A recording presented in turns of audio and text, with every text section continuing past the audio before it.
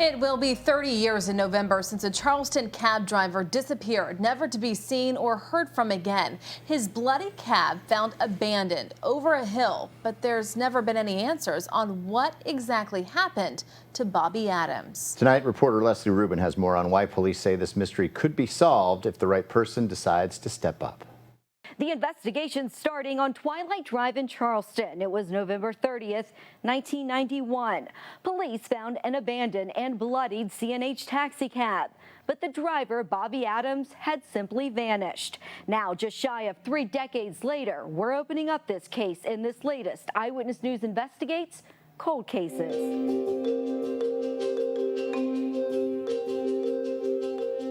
You know, not knowing where he is, that's the part that hurts. That was 1991, and that was Bobby Adams's dad, still driving a C&H taxi cab just like his son, who at the time had been missing for 3 weeks. I hate to think that he's dead, but, you know, under the circumstances, I can't think of anything else. He wouldn't have stayed away this long. A lot has changed in the 3 decades since that interview, but one thing hasn't. Bobby Adams is still missing. It is a very bizarre case. The 31-year-old was last seen driving the cab on Washington Street East around 4 o'clock in the morning that Saturday. By 5 o'clock that evening, a puzzling discovery by a neighbor. Adams' cab was discovered late Saturday afternoon in a wooded area off Twilight Drive. A parking light was broken. The other damage occurred as it was towed from an embankment. A large pool of blood covered the rear floor and seat. His colleagues at C&H are at a loss to explain what happened. I think it's a shame that a man can't go out and make a living without getting shot or cut up. But at the time, police didn't know if the blood came from Adams or someone else. We kind of even weren't sure if he was the victim or maybe even the suspect. Right. At that time, you had no clue because you have the cab, you have the blood, and no one around it.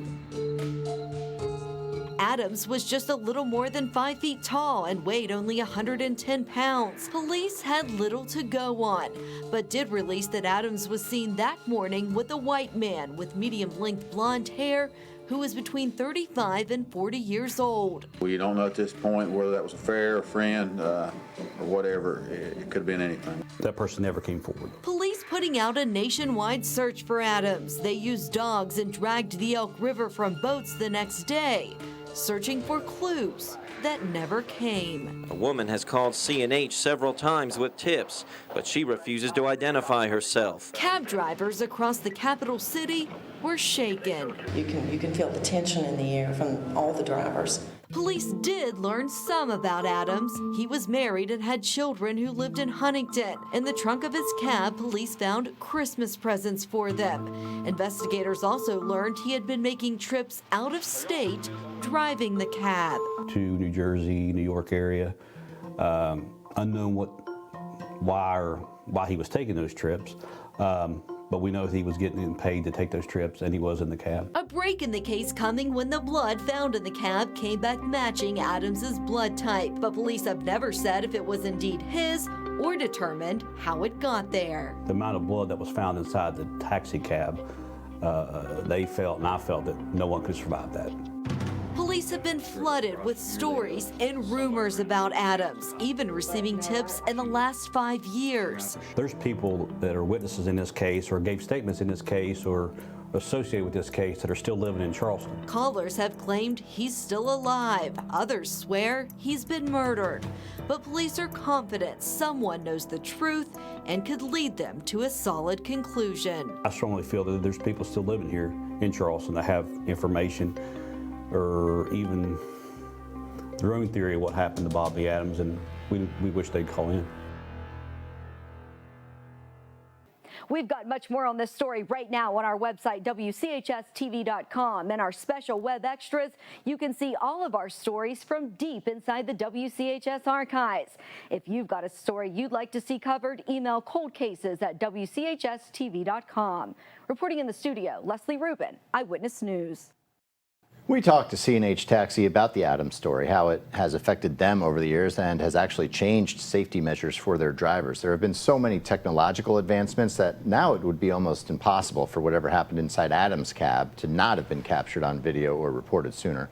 All C&H taxis now have cameras with lenses that face in and out, constantly monitoring what's going on to protect not just the driver, but also, of course, the passengers and anyone else on the road. Owner Jeb Corey, who took over in 2001, says safety is their main concern.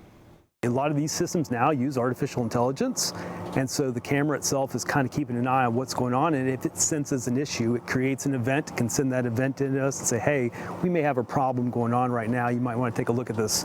And then it goes even a step further on having good driving behavior too. Corey says data available now provides a huge safety bubble for everything they do, and everything is constantly tracked through GPS.